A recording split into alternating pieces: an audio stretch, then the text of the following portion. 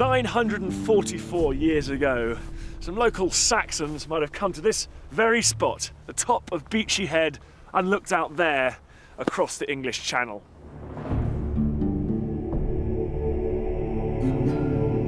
And if they'd have been standing up here on the 28th of September, they'd have seen a mighty invasion fleet out there. Ships crammed with thousands of warriors and horses, and among them, Duke William of Normandy, a man who within weeks would lead that army into battle at Hastings and whose destiny it was to become King of England. 1066, the most famous date in British history. What actually happened between the Norman fleet appearing out there and the Battle of Hastings, fought 16 miles that way? Well, that's what I'll be finding out today as I walk in the footsteps of the Normans.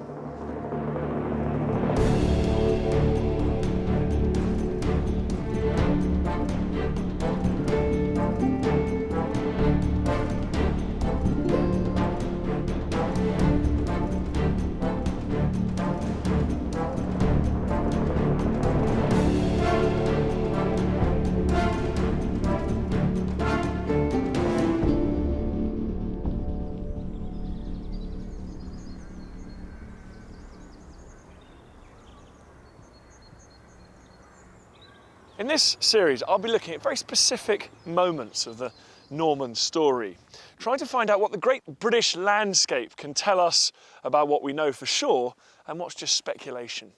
And the first story I'll be looking at was played out along this stretch of the south coast. Today, I'll be armed with the most famous piece of Norman evidence of all, the Bayeux Tapestry. A detailed illustration of events that took place along my walk. It stands alongside a handful of Saxon and Norman chronicles as valuable accounts from soon after the invasion, and they mean we can be fairly certain of a few key events. William and his Norman army hit the English coastline on the 28th of September, but it was mid-October before they squared up against the might of King Harold and the Saxons. My walk is going to lead me to the battlefield itself. But why did the armies clash here, and why not earlier? On my way to battle, I want to explore the town of Hastings and understand the role of the Saxon manors that once littered the local countryside. But before that, there's the coastline itself, because first of all, the Normans needed somewhere to land.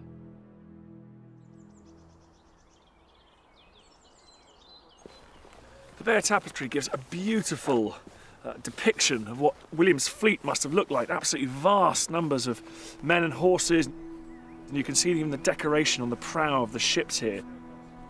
That also leaves us in no doubt as to where William actually landed on the coast. They said they arrived in Pevensey, and that's why I've come here to Pevensey Castle to begin my journey. But the first thing you notice about this ancient coastal defensive site is that it lies a good mile from the coast. The Romans had established a fort at Pevensey some 8 centuries before the Norman invasion. At that time, the castle stood on a finger of firm ground, a projection between the marshy inlet of Pevensey Bay and the long beach that once ran beneath the castle walls. But what role did this spot play for Duke William? Hi, David. I've arranged to meet David Carpenter, Professor of Medieval History, and someone who can answer a very obvious question. Well, why Pevensey? I mean, you could argue that it was just an accident, you know, the wind blowing there, but I'm absolutely sure that wasn't it. I think it was very, very carefully calculated. And Pevensey's got 2 great advantages. The first is that this Roman fort, but also, if you look out there and look at all the marshland round, it's very difficult to approach, and so it's completely safe. But I don't think that was the main reason. I think it's not so much Pevensey as Pevensey Bay. Because what you've got here is that great mass of shingle beach where you can bring large numbers of ships up. You probably had well over 1,000 ships. So you can't use a port. You've got to, like 1944, D-Day, you've got to run them up onto the beach. And that's just what the Bayeux Tapestry shows, because it shows all the boats being drawn up onto the beach and then the horses being unloaded. And that's what you could do at Pevensey. What about the Bayeux Tapestry? Because it's such an important source, and yet historians like you are sort of questioning some of its veracity. There's a terrific debate about it. Everyone would agree that it's early, that it is probably very soon after 1066. But beyond that, there's a great debate, because on the one hand, there's the view that it's simply the Norman story, Norman triumphalism. On the other hand, there's the view that it's got an English subtext, and that because it was certainly woven in England, and this idea that the English weavers, many of them women perhaps, were trying to sort of make the English case. They were trying to make Harold a great heroic figure. I mean, I personally think that's a load of nonsense. Okay. And that the whole of the tapestry can be explained in terms of Norman triumphalism. So, I mean, why is Harold like that? It's just that it makes the victory all the greater. And, yeah, you do have to take some of it with care, because it's very much giving the Norman version. I mean, you've got a classic example of it there, which is Harold's oath. Here he is taking this oath to Duke William, and it's basically the oath. I mean, the tapestry begins with the whole story of Edward the Confessor sending Harold to Normandy in order to take this oath to give the throne to William. Now, that's in all the Norman sources. It's not in any of the English sources at all. It's not in the Anglo-Saxon Chronicle, which is the main English source about events. And so, you know, historians have debated, did this happen or not? I've always been fascinated by the relationship William had with England in this. I mean, he's not going to an unknown foreign land when he arrives here, is he?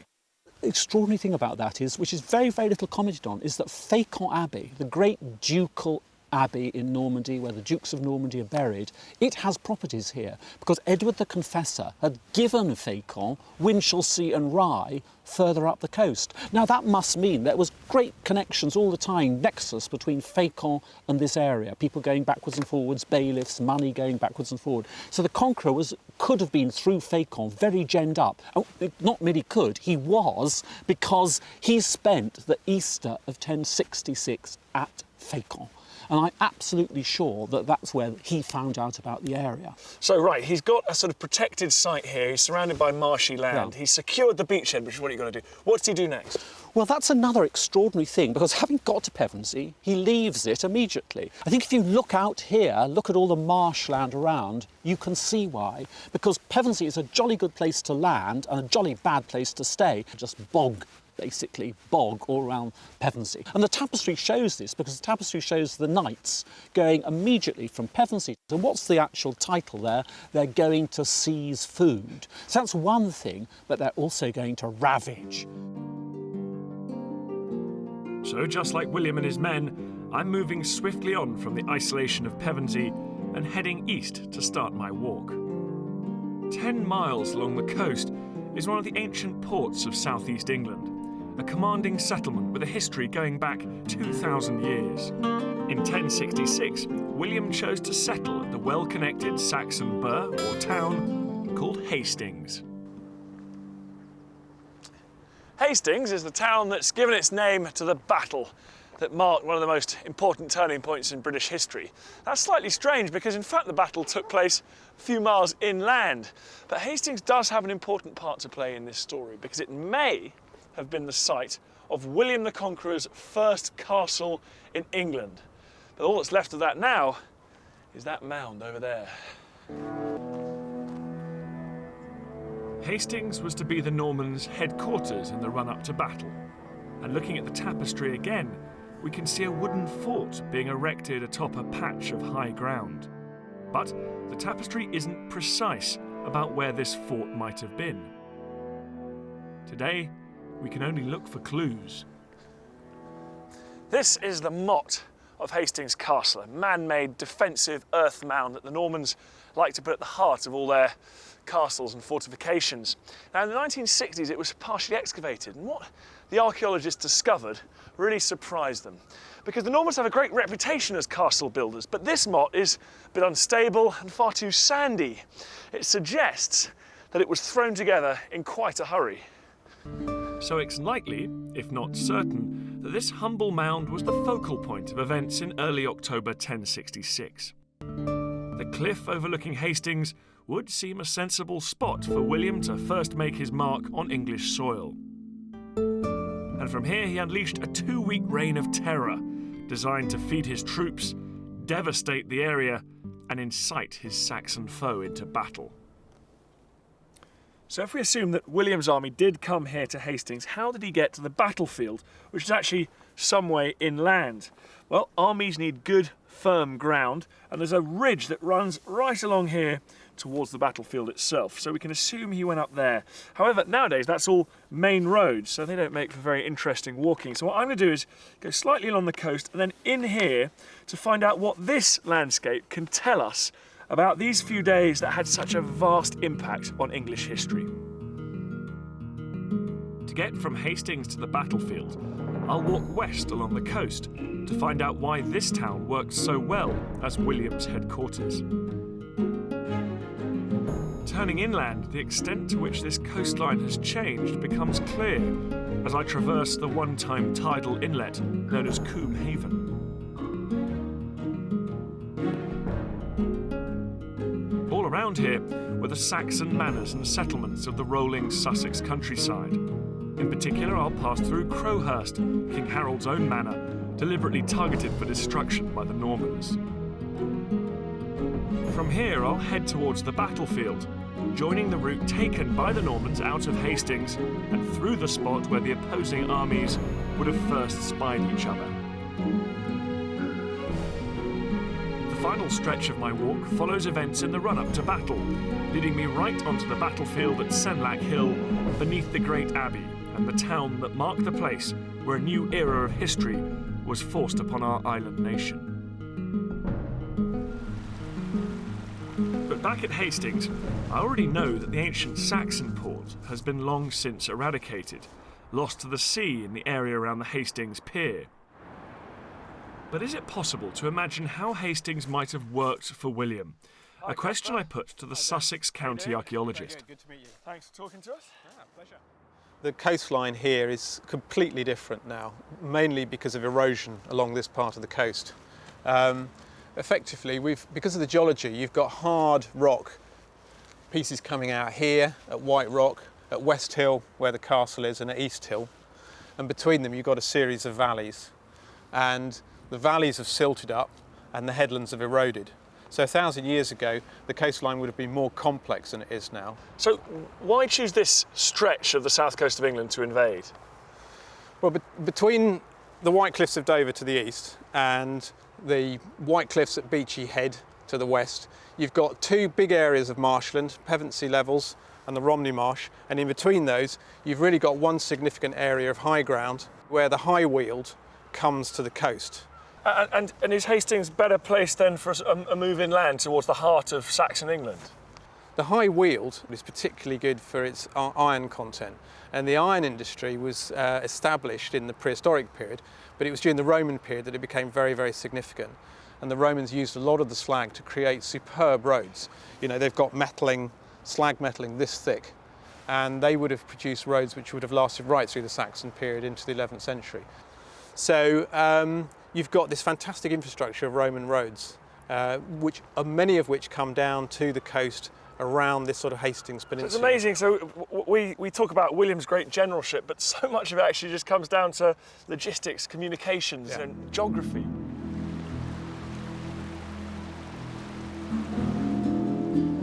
The changing face of this coastline is absolutely key to understanding why the Normans behaved as they did.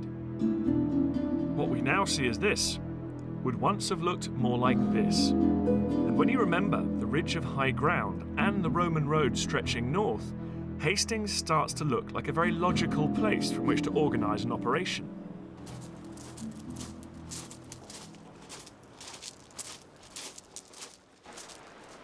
Today this feels like such a straight, stable piece of seafront, but in fact that's only been achieved at the expense of thousands of hours of busy human activity, building these groins out here and desperately trying to hold the beach in place and stop the channel eroding the coast as it would have done for millennia.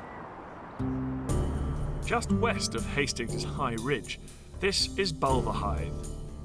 The name is Saxon, meaning harbour of the borough.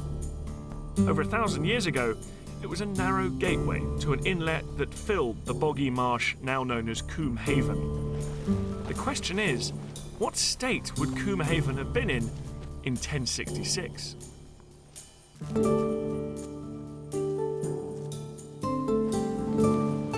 This is very telling. There have been 2 weeks of fine, dry weather, but even at the moment, the ground here in Coomhaven is soaking wet, completely waterlogged. Speculation has run to the idea that the Norman fleet itself could have sailed as far inland as here. But perhaps more reliably, archaeological reports suggest humans have been digging drainage channels here since the Roman age. By the time the Normans got here, mankind was already trying to assume control. So even after all the drainage that's gone on here, all the land reclamation, it's amazing just how waterlogged Coomhaven still is. And I've never been down here before, and it's absolutely fascinating because it allows you to say with certainty that no medieval army could have passed through this march. So there's Hastings over there on that high ground. William is protected on both sides by these marshy areas. But it does also mean that he has to stick to that high ground when he moves inland. And that's why I've come down here, because you get a great view of William's route from the sea inland towards the battlefield. For 2 weeks in October 1066, the area between Hastings and the battlefield bore the brunt of the Norman army's occupation. These were productive, fertile lands, and all around Coomhaven would have been Saxon settlements, ideally placed for feeding William's troops. Well, I've emerged from the marshes, and what greets me but the sight of a cricket square. That's very Sussex. I'm sure there's a vicar on a bicycle around here somewhere. But to quote from the Domesday Book, this same area was laid waste by the Normans. 20 years after the invasion, Domesday records that 2% of Sussex lands were still entirely unproductive, all of them lying in this area around Hastings. This is the rather picturesque village of Crowhurst. We know it's been here since the Saxon period. One of the reasons is because Hurst is a classic Saxon suffix meaning clearing in the woods. But so are some of these other villages around here because they've all got ham at the end, which is another Anglo-Saxon suffix. You've got Little Worsham Farm, Pebsham Wood. Up here you've got Monkham Wood. So this is an area that's absolutely dripping in Anglo-Saxon heritage. And it's not just any old village, this one, because this was actually part of the personal estates of King Harold. Even before he seized the throne in early 1066, Harold was the most powerful landowner in this part of England, and William knew that. The would-be conqueror made a beeline for the manor of Crowhurst, inciting Harold with a direct assault on his local people. Right here next to the church is this incredible yew tree, which is at least 1,000 years old and quite possibly much older than that. And yew trees were always great meeting points for communities, and so what Christians tended to do was simply co-opt those pre-existing spiritual places and just stick a Christian site next to it. So that seems to be what's happened here. Absolutely amazing to think that this yew tree was here when William landed on that shore. Whether William himself came here or not, we'll simply never know.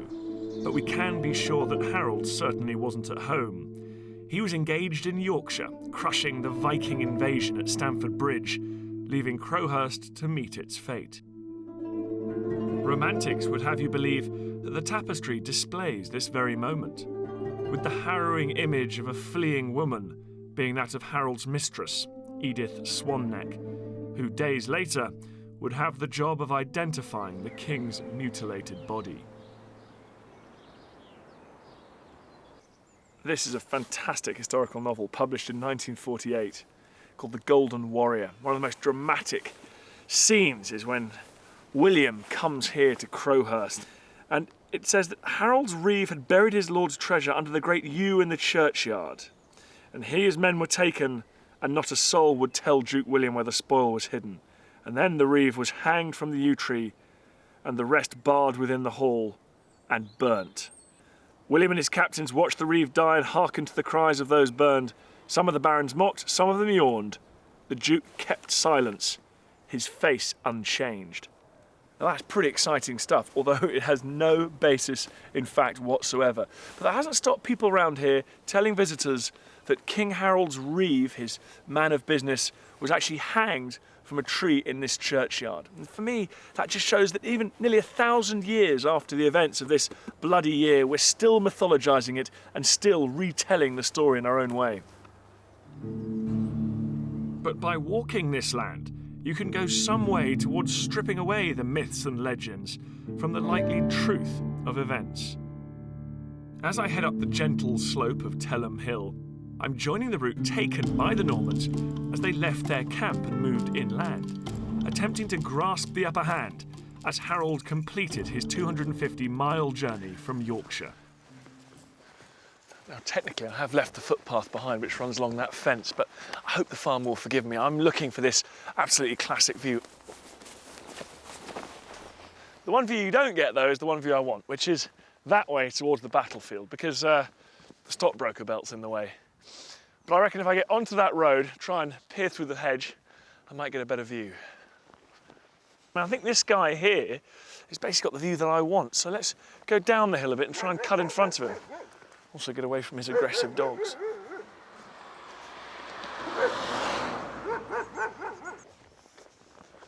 I think this might be just perfect. Wow! That's a fantastic view. There's the battlefield there, where the ruins of that abbey are now, and then as you go up the ridge you can see the windmill, which marks the site, it said, where Harold and his army were gathering. So by the time William gets up here, he can actually see his enemy. He can almost smell them. They're so close now, they're like two juggernauts heading towards each other, two nations in arms that are bent on the destruction of the other. Chroniclers of the Norman era paint a picture of William giving a Shakespearean speech as his army eyed the opposition. The very pro-Norman William of Poitiers even has William offering Harold the chance of a noble solo combat to settle the issue of the English throne, saving the bloodshed of thousands. Harold apparently rejected the offer, saying, "Our advance continues. We march to victory." For modern visitors, the area around the battlefield now plays host to a sizable Sussex town.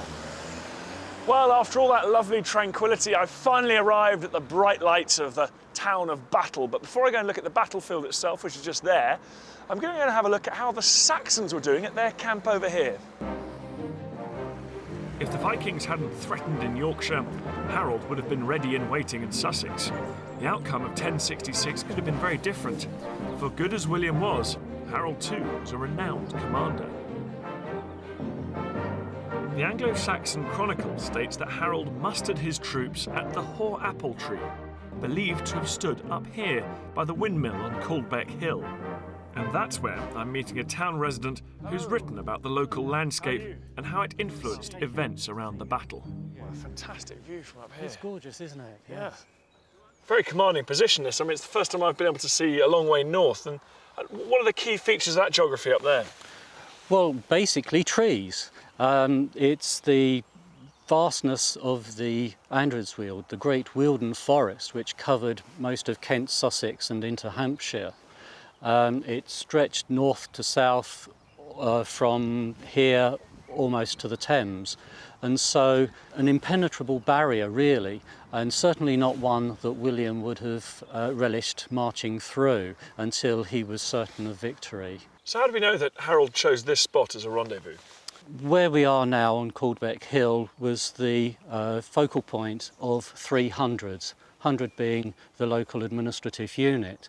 And there are several examples of that, some 14 at least, where apple trees were planted at those points. So really this was the first piece of open country that he could assemble troops on. And so we can be pretty sure that this is the site of the Hoar Apple Tree, of the rendezvous which the Anglo-Saxon Chronicle tells us of. So Harold's really sort of blocking William in here. He's trying to stop him from getting further inland and causing more damage. That's right. Harold acts with great speed, doesn't he? He comes down here from London. Why rush? Why not wait to gather more men, garner all the resources that his kingdom had on offer to go and really crush this invader? He enjoyed very much the element of surprising his enemies. He'd used it only a few weeks previously, most successfully up at Stamford Bridge. So take the battle to the enemy. Don't wait for the enemy to come to you. Thanks so much. Okay. So Harold was supremely confident, and William didn't want to let his troops get stuck in a British winter. Battle was inevitable. On the morning of the 14th of October, it was the Saxons who would have filed along what is now Battle High Street, a town that owes its very existence to the victory of the Normans. The Saxons headed south to this point to assume a defensive position along the top of Senlac Hill, which for me marks the end of my walk.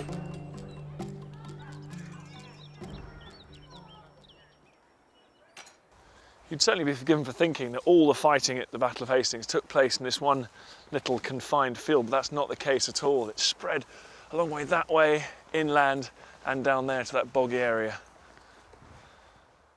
Up there, on that ridge, is where the English army were, rooted to the spot in a thick shield wall, beating the swords on the back of their shields, shouting, "Out, out, out." Well, down there in the valley, having made the march from the coast at Hastings, was the Norman army, archers, infantrymen, and cavalry. Accounts from the time tell us that the Battle of Hastings raged for an entire day, a remarkable duration for a set-piece medieval clash. The sides must have been fairly evenly matched, but we have little idea about how many would have fought here. Perhaps it was 5,000 per side, but it could just as easily have been 10,000 or more. There have never been any archaeological finds in this field that prove that the battle was definitely fought here. The acidic soil has done away with what the scavengers left behind. But there is one piece of evidence which is fairly conclusive. The ruins of this abbey, built by William to commemorate his victory and to do penance for the blood that was shed here and his savagery in the weeks leading up to the battle. And here at the centre of the abbey is where the high altar would have been, erected on the very spot on which King Harold was killed. Amongst the eulogising of the Norman chroniclers, the expressive licence of the Bayeux Tapestry, and a sorry lack of archaeology, the abbey stands as a rare monument in the landscape, a surviving marker for the events of the Norman invasion.